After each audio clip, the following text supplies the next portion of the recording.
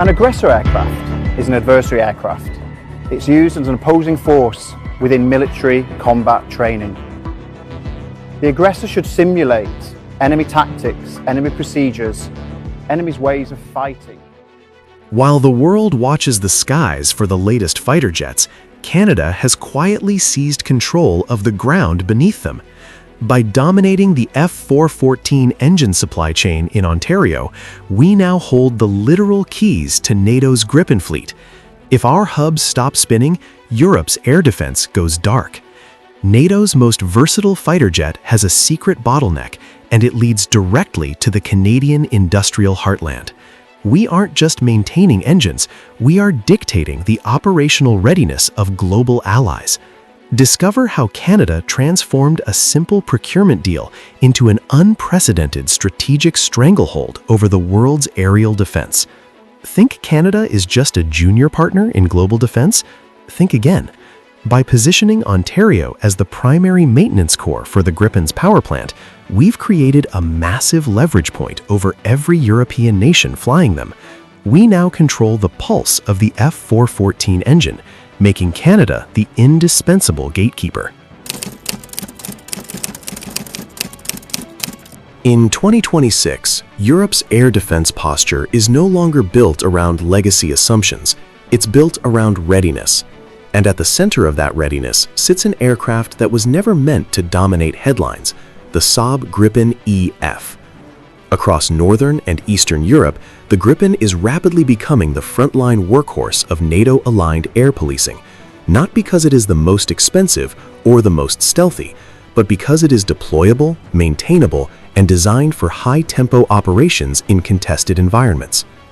In a security climate shaped by Arctic tension, Baltic instability, and the growing need for dispersed basing, the Gripen's operational philosophy fits the moment: survive forward, launch fast, and sustain pressure.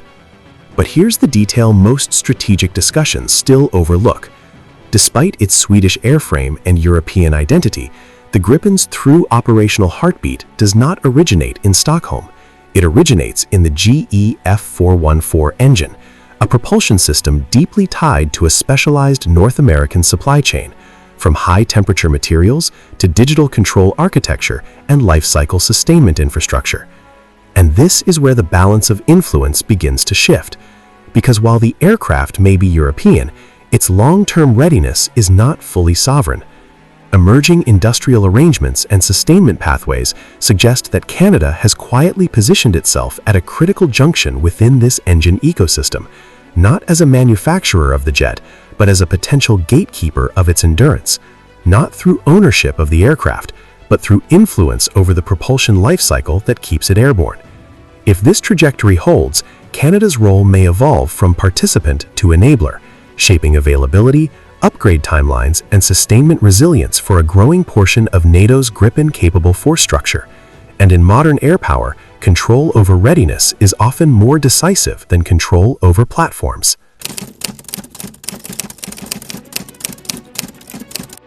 What turns influence into leverage isn't theory, it's infrastructure.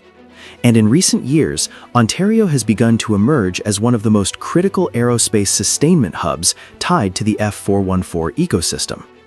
Expanded facilities, deeper maintenance capacity, and an increasingly specialized workforce are positioning the province as a key node in the global flow of engine servicing, components, and lifecycle support.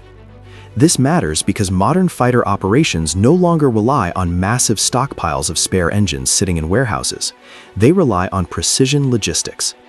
The F414, like most advanced turbofans, operates within a just-in-time sustainment model.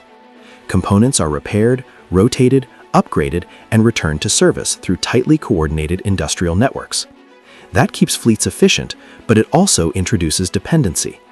When maintenance cycles, parts refurbishment, and technical servicing concentrate in a limited number of trusted hubs, those hubs become mission-critical to sortie generation.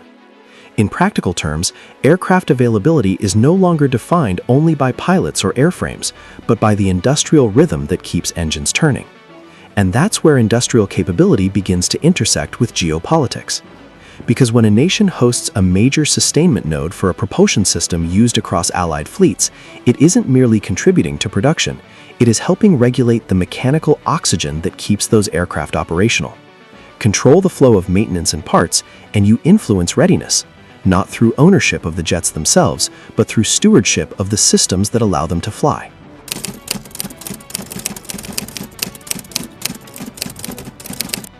In modern air warfare, dominance isn't only measured by how many aircraft you own, it's measured by how many you can keep flying when it matters most.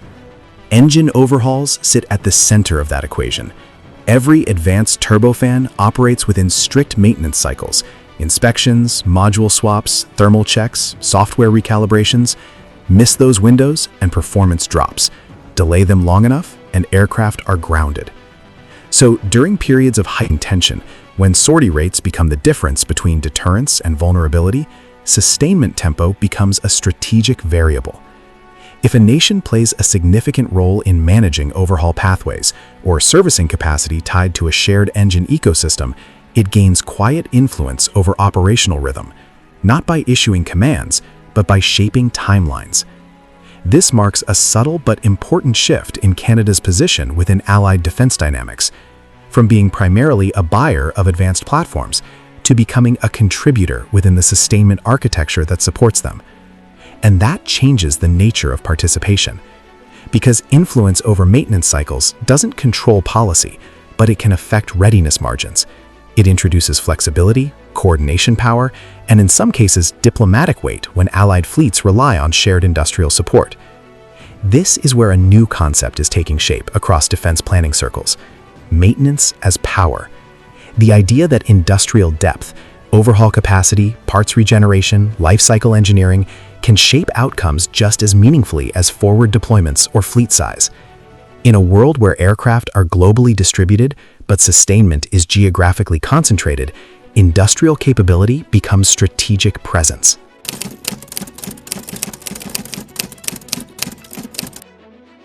With capability comes dependency, and dependency brings questions. Across parts of Europe, defense planners are beginning to recognize a structural reality. Frontline readiness tied to a globally shared engine can, at times, hinge on a limited number of sustainment pathways, some of them located far beyond the continent itself. When key servicing, repair, or component flows rely on distant industrial hubs, geography becomes part of the risk equation.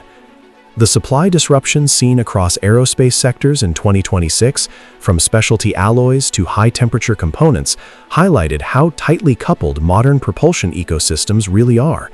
Delays in one segment can ripple across maintenance schedules, upgrade timelines, and ultimately, aircraft availability. In such an environment, prioritization decisions, driven by contractual obligations, operational urgency, or industrial capacity, can subtly influence which fleets return to service first, not as a matter of favoritism, but as a function of throughput. And that introduces an uncomfortable but important realization for Allied operators. Sustained air operations are no longer determined solely by national budgets or fleet size, but by access to resilient sustainment networks, which is why cooperation within shared industrial frameworks has become just as critical as cooperation in joint exercises. The lesson isn't about dependence on any single partner, but about the importance of diversification, coordination, and trust in keeping multinational air power viable during prolonged stress.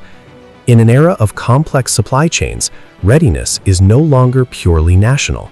It is collective and sustained through partnership.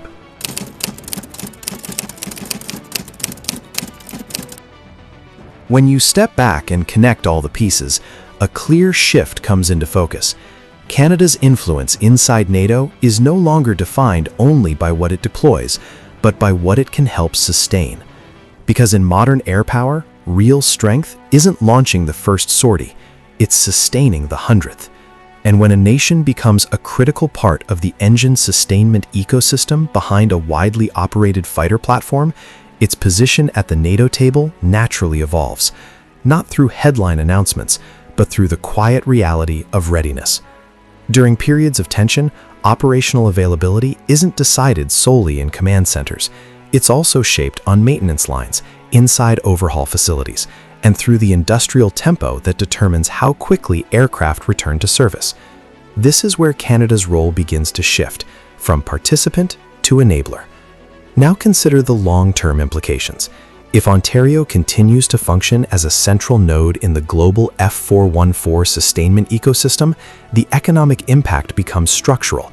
High-skill aerospace jobs, precision engineering, advanced materials processing, digital diagnostics, and a broader defense industrial network anchored in long-term demand. But the security implications go even further. A sustainment hub is not just an economic asset, it is a strategic one. It draws alliance reliance toward it. It transforms interoperability into operational dependence, and it gives Canada something rare in alliance politics, a permanent role in the readiness backbone of Allied air power. Which leads to the final realization. The most powerful weapon in the Gripens arsenal isn't its missiles. It isn't its radar. It isn't even the aircraft itself. It's the industrial network behind it, and the Canadian workshops that ultimately determine whether that aircraft is flying or grounded when Europe needs it most. If you found this analysis valuable, make sure to like, subscribe, and share your thoughts in the comments. Thanks for watching. Skyjet Wings.